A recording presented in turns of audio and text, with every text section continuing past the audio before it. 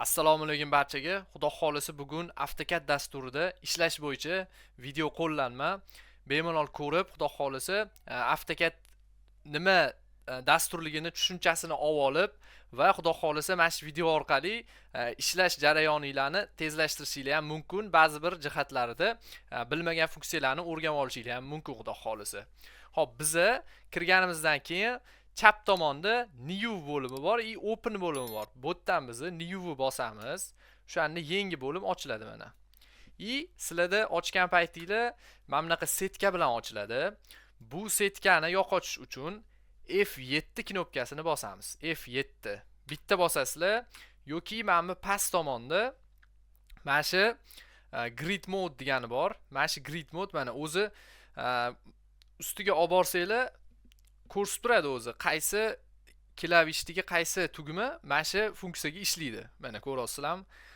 Grid mode deb turib F7 qilib qo'ygan. O'shani F7 ni bitta bosamiz, bu funksiya o'chadi. Bo'ldi. Setka kerak bo'lsa setka bilan ishlasanglar bo'ladi. Xo'p, biz hozir kichkinagina bir uychani loyihasini xudo xolisi chizib ko'ramiz. Xo'p, biz inglizcha qilib o'tkazishimiz kerak. Dasturni inglizcha qilib o'rnatishimiz kerak.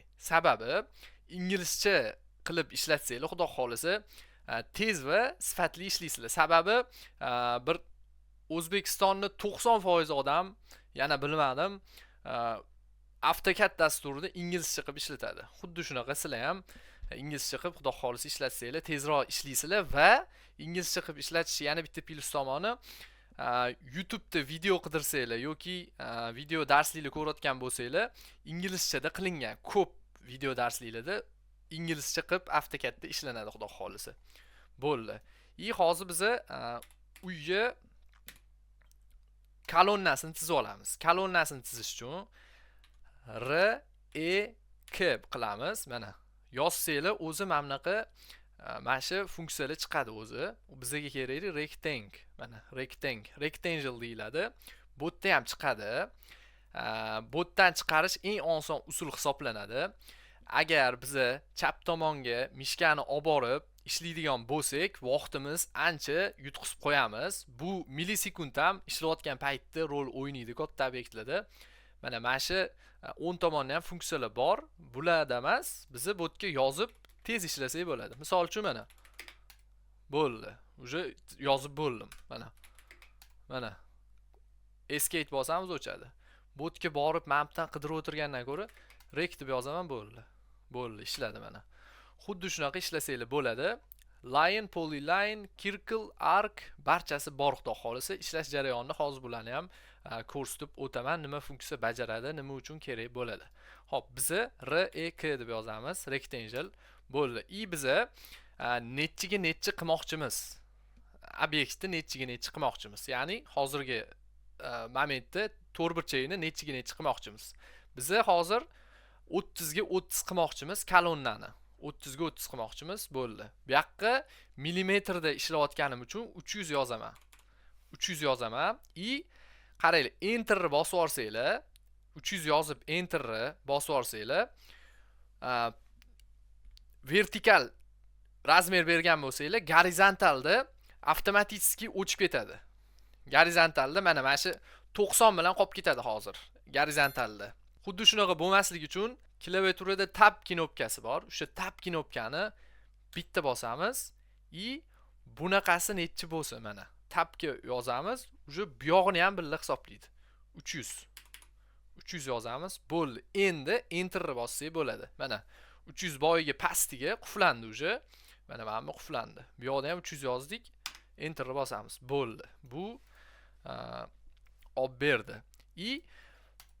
Mishkani chap tomonni bossanglar, 10 tomonga yurg'izsanglar ham funksiya bor, chap tomonga yurg'izsanglar ham funksiya bor. Hozir sizlarga misol qilib ko'rsataman. 10 tomonga yurg'izsanglar mana yarmiga qilsam ham ushlanmaydi, to'liq obyektni belgilasam ushlaydi. Agar mishkani chap tomonni bosib, chap tomonga sursam, obyektni to'liq ushlamasam ham, mana shu obyektni o'zi ushlab beradi mana. Ushlab beryapti. Agar mishkani chap tomonini bosib o'ngga sursam, mana ushlamaydi. To'liq belgilasam ushlaydi. Ikkalovi ham ikki xil vazifa bajaradi. Ikkalovi ham har doim sizlarga kerak bo'ladi ishlash jarayonida. O'shaning uchun bilib olganinglar, xudo xolisa maqsadga muvofiq. Buni misol qilib copy qilaman. Copy qilib bu yoqqa olaman.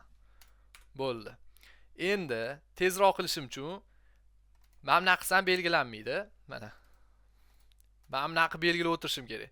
Tezroq qilish uchun mana shu yerda turgan holda bundoq qilsam bo'ldi mana. Mana shu paytlarda kerak bo'ladi. Bundoq qilib belgilasanglar, bu yog'i ham belgilanib ketmasin desanglar, mana bunaqa paytlarda kerak bo'ladi.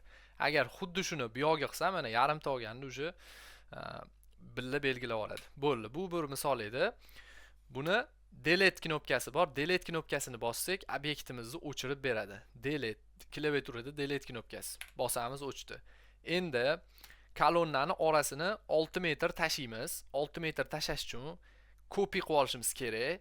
Copy bu k o deb yozamiz. Mana copy komandasi chiqadi.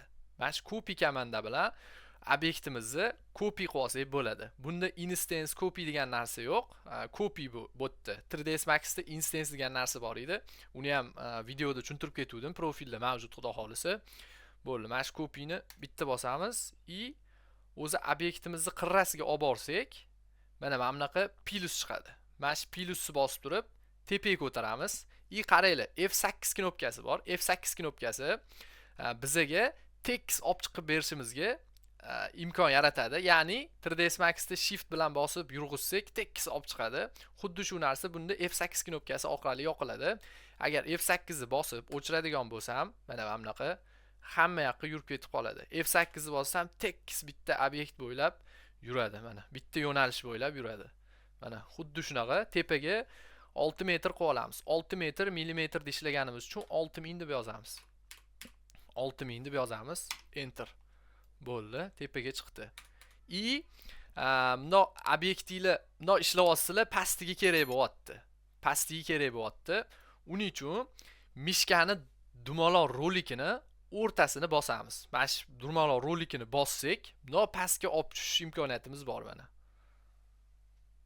Ko'pchilik ishlayotgan paytda boshida bundoq qilishadi, keyin bundoq qilishadi, bundoq qilib obyektlarni bundoq qilib olishadi, keyin qidirib yurishadi, mana bunaqa qilib yaqinlashtirishadi. Xuddi shu narsa mishkani rolikini bossanglar, bundoq o'ynatib yurg'izsanglar bo'ladi, xudo xolis. Bo'ldi. Ikkalovini ushlaymiz. K o qilamiz, copy bo'ladi. Bo'ldi. Ushlab turib, bu yoqqa ham 6000 yozamiz. 6000 bo'ldi. Endi bu yerda asosan bu videoda sizlarga funksiyalarni tushuntirib berish. Hammaning ideyasi har xil. Funksiyalarni o'rganib olsa, o'zining ideyasidan kelib chiqib, proyekt tuzuradi. Xuddi shunaqa narsa. Bitta odam bilgan narsani boshqasi undan ham yaxshiroq bilishi mumkin. Xo'p, L ni bossak, line chiqadi. Bu tekst tizib berish. Line funksiyasi. Bitta bosamiz. Buni bu yoq devordan bu yoq devorga olib kelib qo'ysak, devorimiz hosil bo'ladi. Bizada chizgan obyektimizni tashqariga yoki ichkariga copy qilib olsak bo'ladi. Bittada copy. Bu funksiya 3ds Max'da outline edi. Editable spline'da outline bo'limi bor edi. Shu outline bo'limida xuddi shunaqa ishlardik. Xuddi shu funksiya bunda offset degan funksiya. Outline offset. 3ds Max outline, bunda offset. O qilamiz, offset chiqadi. Probelni bossanglar ham bo'ladi. Enter ni bosib yoki bu yoqqa mishkani olib kelib o'tirmaysizlar. O probel qilsanglar, probel bu klaviaturani eng pastidagi eng uzunchoq detal hisoblanadi. O'shani bitta bosamiz, bo'ldi. Biza o'zimizga kerakli necha offset qilmoqchimiz. Misol uchun bu devorimizni biza 10 sm qilmoqchi bo'lsak, 50 deb yozamiz. 5 sm bo'ladi. 50, okey. Buni bitta bosamiz, tepaga ko'taramiz. Qaqqa ko'tarmoqchi bo'lsak, o'sha yerga ko'taramiz. Mana, pastga qilsam pastga ketadi, tepaga qilsam tepaga ketadi. Pastga, tepaga, o'zimiz kerakligini. Bo'ldi. Mishkani chap tomonini bitta bosamiz, bo'ldi, o'chadi. Devorimiz sentrdan olganimiz uchun bu yoqqa ham 50 tashib olamiz. O'shanda devorimiz 10 sm bo'ladi. O'rtadini belgilab, yana bu yoqqa pastga tashib olamiz. Bosdik, bo'ldi. O'rtadagi kerak emasini bitta tanlaymiz, delete bosamiz. Yokida bitta tanlaymiz, Mana bu yerda mana shu funksiya mavjud. O'chirg'ich. Buni bossanglar ham bo'ladi, lekin buni borib qidirib o'tirganinglarga vaqt yutqizib qo'yasizlar. Delete tugmasini bosib olsanglar ham bo'ladi, xudo xolisa. Bo'ldi, xudo xolisa buni bosib delete'ni bitta bosamiz, bo'ldi. Buni copy qilib pastga olmoqchiman. Copy qilib olmoqchiman. K O'ni bosamiz. Mana copy chiqadi. Bitta tanlaymiz. Bizi qaysi obyektni qaysi qismidan olib, nariga obyektni qaysi qismiga qo'ymoqchimiz. O'sha narsa ham bunda mavjud. Mana bu qirradan olib, bu yoq qirraga qo'ymoqchiman. Misol uchun, o'sha narsada copy to'g'ri qo'yishda rol o'ynaydi. Tekst qo'yishinglarda rol o'ynaydi bu narsa. Mana shu qirradan olib, bu yoq qirraga qo'ysam, o'shanda mana bu o'rtadan bu yoq o'rtaga tushadi. Mana tanladim, pastga tushyapman, bu yoq qirrani bosyapman mana.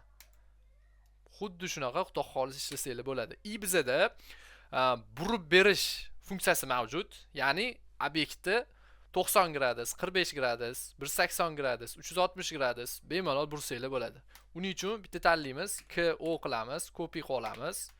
Bu yoqqa olib turib, bo'ldi. Buni tanlaymiz. Rotate degan komanda bor. Rotate komandasi bizga obyektimizni burib beradi.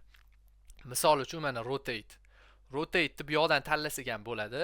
Agar tezroq ishlayman, keyinchalik qo'lim o'rganib ketgandan keyin ishlayveraman desanglar, R O knopkasi bor. RO deb yozsanglar rotate chiqadi. Bitta bosamiz. Qaysi joydan burmoqchimiz? Bu yoqdan burmoqchimizmi tepaga qaratib, bu yoqdan burmoqchimizmi yo bu yoqdan burmoqchimizmi? O'zingizga kerakli joyi belgilab olsanglar bo'ladi. Biz bu yoqdan buramiz. Bitta bosamiz. Endi bizga necha gradus burilsin? Bunda F8 ham ishlaydi. F8 ni bossam, mana taxminan qilib beradi F8 mana. Agar F8 ni yana bitta bossam, tekis mana har 90 gradusda burib beradi. F8 funksiyasi bunda ham ishlaydi. F8 ni bosaman mana. F8 ni bosamiz, necha gradus bo'lsin?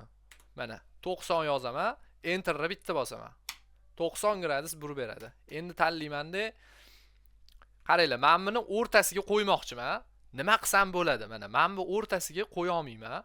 Birinchi usul m qilib move funksiyasi bor. Move funksiyasi bu bizani obyektimizni ushlab beradi. M qilib probel qilsanglar, xudo xolis bu funksiya yonadi. Bitta bosaman, mana mashitdan bosaman, o'rtaga olib borib qo'yaman. Bizani devor 100 mm, ya'ni 10 cm. O'shani bitta bosaman, m probel qilaman, 10 tomonga 50 deb yozaman. O'shanda mana o'rtaga joylashadi. Yana bitta usuli bor. U usul L qilamiz, line ni olamiz, bu yoqqa chizib olamiz. Obyektni tanlab turib, qaranglar. Sizlar aynan bitta obyektni tanlab, o'shani o'zini ushlab copy qilishinglar shart emas.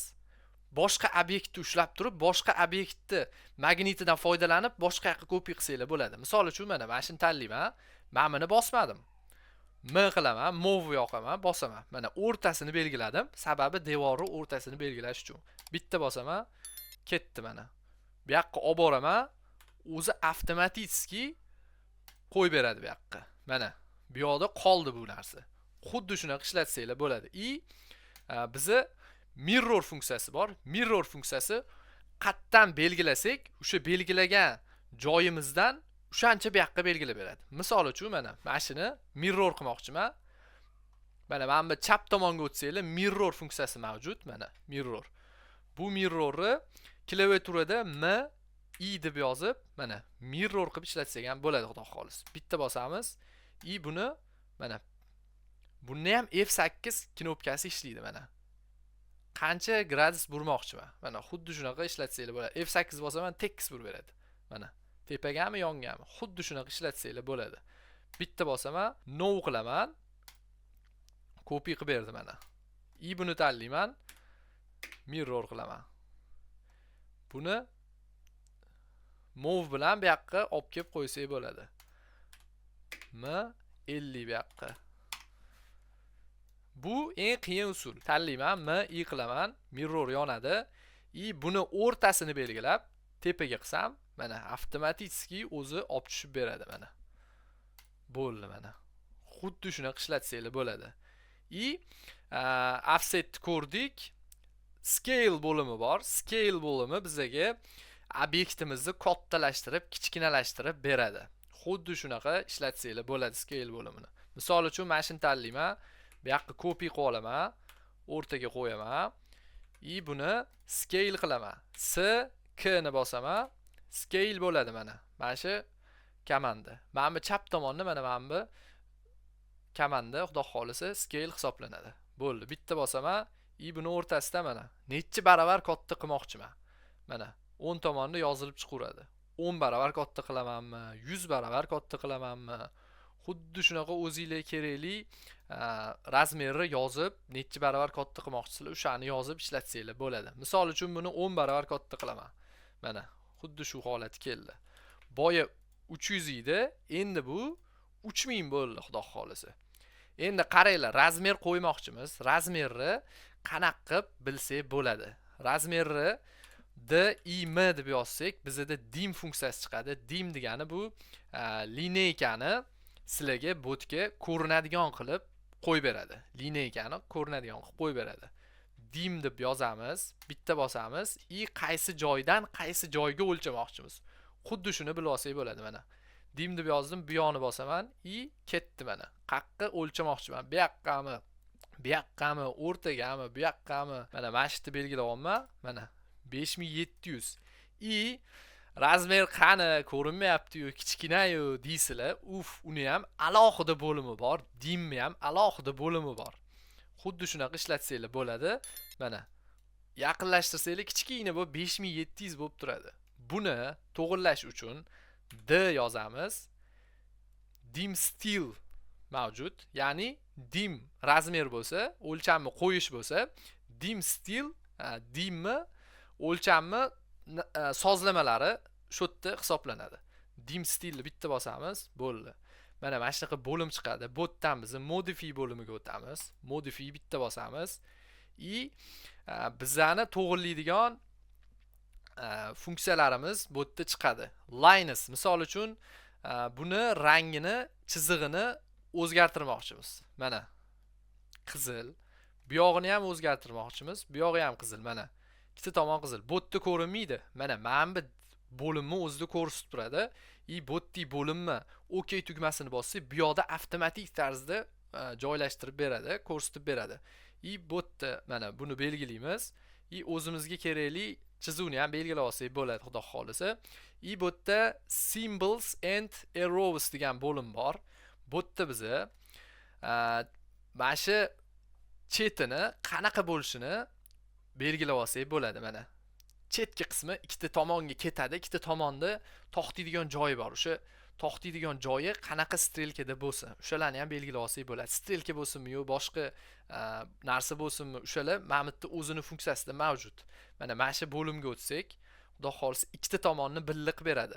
O'zi arxitekturada mana shu architectural tick bor. Mana shuni ishlatasizlar o'zi ko'pincha.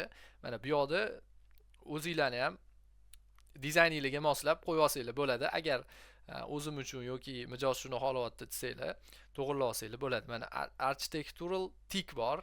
Bitta bosamiz, bo'ldi. Ikkita tomon bo'ladi. Agar bir yoq tomonga qo'ymoqchiman desanglar, mana mamutdan alohida bir yoq tomonni o'ziga to'g'rilab olsanglar bo'ladi, xudo xolisa. Bitta bosamiz, o'zimiz kerakligini, bo'ldi. Mana bir yoq tomonga bunaqa bo'ldi, bir yoq tomonga o'zini eski holidagi bo'ldi, xudo xolisa. Text bo'limi bor. Text bo'limi bizani razmerimizni, ya'ni o'lchamimizni ko'rsatib turgan raqamlarni bo'limi hisoblanadi. Bu yerdan biz qizilga o'tkazsak bo'ladi, yashilga o'tkazsak bo'ladi. O'zimizga kerakli rangni tanlab olsak bo'ladi. Select color qilsak, mana barcha ranglar mavjud. Bu yoqda true color qilsak, mana barcha ranglar mavjud, xudo xolisa. Tanlab shunaqa ishlatsanglar bo'ladi. Biz qizil qilamiz. Biz oq qilamiz. Oq qilishimiz uchun bu yoqdan biz buni NTP qilib OK qilamiz. Fill color bor bu yerda. Fill color yozuvni orqasidagi joyi ko'rsatib beradigan rang hisoblanadi. Misol uchun biz buni qora qilsak, mana oq yozuvni oq qildik, orqasini qora qilamiz. To'rtburchak qilib ko'rsatib beradi mana. Xuddi shunaqa ishlatsanglar bo'ladi, xudo xolisa. Bo'ldi. Biza endi o'lchamimizni kattaytirmoqchimiz, kichkina qilmoqchimiz. Ya'ni ko'rinishini hozir dim tizganda, ya'ni o'lcham qilganda kichkina bo'lib ko'rindi. O'shani masshtabini katta qilish uchun biz fit bo'limidan foydalanamiz. Fit bo'limida biz buni 100 qilib yozsak, 100 barobar katta bo'ldi boyagi o'lchamdan. OK qilamiz, close qilamiz. Mana bu yoqda 100 barobar katta bo'lib ko'rsatib beryapti. Agar buni modifiyga o'tib fitdan 50 qilsam, 50 yozsam 50 barobar katta qilib berdi boyagi o'lchamdan. Endi buni dim qilib qaytadan tizsam, xuddi shunaqa chizib ketaveradi. Mana xuddi shunaqa chizib ketaveradi. Xuddi shunaqa ishlasanglar bo'ladi, xudo xolisa. Xach bo'limimiz bor, ya'ni devorlarni rangini bo'yab ko'rsatib berish. Misol uchun, mana shu devorning rangini biz qora qilmoqchimiz. Qora qilishimiz uchun H knopkasini bosamiz. Yumshoq H knopkasini bossak, xach bo'limi chiqadi. Xach bo'limida bitta ustiga bosamiz tanlamoqchi bo'lgan devorimizni ustiga bosamiz. Mana bu yon tanlaymanmi, bu yon tanlaymanmi? Bitta bosaman Escape knopkasini bitta bosaman. Bo'ldi. Bu bo'limda mana shunaqa holatda chiqadi.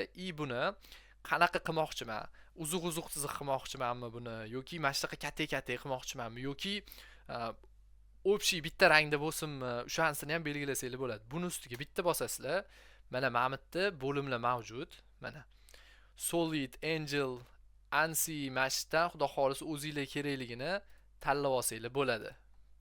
Mana qanaqasini ishlatmoqchimiz? Misol uchun g'ish qilmoqchimizmi yoki clay, mana work, cork mana shundan o'zimiz kerakligini ishlatsak bo'ladi, xudo xolisa. Mana solid qilsak, barchasi bir xil rangda bo'ladi mana. Xatcha ishlatishi yana bitta usuli bor. X bosamiz, probel bosamiz.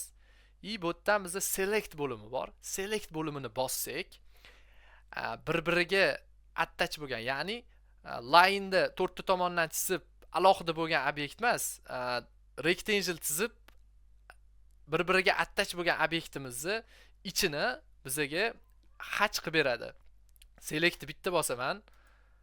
Select tanladim. Mana bu to'rtburchak bir-biriga liniyalar yopishgani uchun ichini belgilab beradi. Agar bitta liniya bu yoqqa chiqqan, bu yoqqa chiqqan bo'lsa, billa xachimiz ishlamaydi. Mana billa bo'lgani uchun mana shuni ishlatsak bo'ladi. Bitta bosaman mana. Mana shu obyektni ichini belgilab beradi, xudo xolis. Xuddi shunaqa ishlatsanglar bo'ladi, xudo xolisa. O'zingizga kerakli o'lchamda, o'zingizga kerakli obyektni, o'zingizga kerakli funksiyalar bilan xudo xolisa ishlatib boraverasizlar. Ishlaganingiz sari o'zi qo'lingizga kelib, mana klaviaturada boshqaradigan bo'lib ketasizlar. O'zi kundan kunga rivojlanib borasizlar agar tez-tez ishlab tursanglar. Bu yerda biza line tizsak, mana ulanmay qoladi bir-biriga. Mana bu alohida bo'lib ketadi. Buni ulab chizaman desanglar, buni join knopkasi bor. Join funksiyasi bor. Join funksiyasini J probel qilsanglar, mana bir-biriga ulab beradi. Agar join qilmayman, bittada chizib ketay, vaqtim tejalsin desanglar, bu yerda polyline degani bor. Polyline ni bitta bosamiz. Bizga join qilingan variantda line ni chizib beradi. Misol uchun mana chizyapman. Bo'ldi, bitta bosaman mana. Bittada bir-biriga ulangan holatda chizib berdi. Agar line ni bosib, nom chizsam, line mana alohida qilib chizib beradi. Xuddi shunaqa ishlatsanglar bo'ladi bu funksiyalarni ham. Buni hammasini tanlab, delete tugmasini bossak, o'chirib beradi. Bo'ldi. Circle bo'limi bor. Circle bo'limi bizga dumaloq chizib beradi. Bitta bosamiz. Mana qancha bo'lsa, bizga qancha kattalikda bo'lsa, hammasini yozib, xudo xolisa ishlatsanglar bo'ladi. Buni ham F8 knopkasi ishlaydi. Bu yoqqa ham F8 bossanglar tekis mana tushib chiqadi. Misol uchun 100 cm, 100 mm bo'lsin, 10 cm bo'lsin. Mana xuddi shunaqa bo'lsa. Misol uchun M probel qilaman, o'rtasini belgilab, kolonnaning ichiga qo'ymoqchiman. Mana xuddi shunaqa ishlatib ketaversanglar bo'ladi xudo xolisa. Boya join funksiyasini tushuntirdim. Joindan tashqari bir-biriga attach bo'lgan, ya'ni polyline-dagi chizilgan obyektivlarni ajratib olsanglar bo'ladi, line-dagi ajratib olsanglar bo'ladi. Misol uchun rectangle chizamiz. Rectangle chizgandan keyin bitta bossak, mana billa turibdi. Bu billa turganini ajratib olsak bo'ladi. Misol uchun mana bu tomonni alohida olishim kerak, bu yonni alohida olishim kerak, bu yonni alohida, bu yonni alohida. Xuddi shunaqa qilish uchun biz bitta ustiga bosamiz. X knopkasi bor. X knopkasini bossanglar, qattiq X ni explode degan bo'lim bor. Explode bo'limi bizga obyektimizni ajratib beradi. Bitta bosamiz, bo'ldi. Mana alohida qilib berdi. Bu alohida, bu alohida, bu alohida. Xuddi shunaqa ishlatsanglar bo'ladi xudo xolis. Bitta bosamiz, delete bosamiz. Bo'ldi. Xudo xolisa, agar savolinglar, taklifinglar bo'lsa, bemalol yozib qoldirsanglar bo'ladi. AutoCAD dasturi, 3ds Max dasturi bo'yicha video darsliklar xudo xolisa joylandi. Xudo xolisa AutoCAD dasturi bo'yicha endi birinchi video xudo xolisa bu. Bemalol profilga o'tib 3ds Max dasturidan foydalanish bo'yicha video darsliklarni ko'rsanglar bo'ladi. 3ds Max dasturida ishlamoqchi bo'lgan tanishinglarga ham bemalol video darsliklarni yuborib qo'ysanglar bo'ladi. Obunani bosib qo'ysanglar, obunani bosgandan keyin qo'ng'iroqchani bossanglar, keyingi videolarni o'tkazib yormaysizlar. Sirazi sizlarga xabar boradi. Video qo'yilgan payt xudo xolisa. AutoCAD dasturini o'rnatish bo'yicha Telegram kanalni qoldiraman. Pastda silkasini Telegram kanaldan bemalol shu AutoCAD yuklab olsanglar bo'ladi. Qanaqa qilib yuklashni ham голосовой tarzda xudo xolisa tashab ketaman Telegramga. Bemalol yuklab olsanglar bo'ladi. Hammaga rahmat. Ajratgan vaqtingizga rozi bo'linglar. Sog' bo'linglar, salomat bo'linglar.